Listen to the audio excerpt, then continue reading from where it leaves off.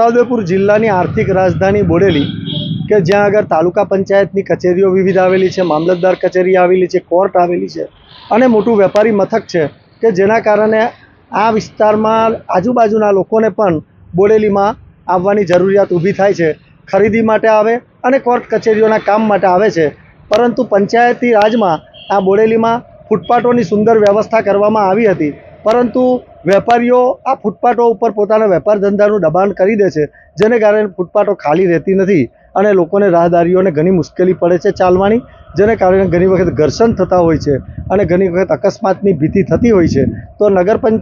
નગરપાલિકાના વહીવટકર્તાઓને અમારી એક જ અપીલ છે કે આ દબાણો જે થાય છે દિવસ દરમિયાન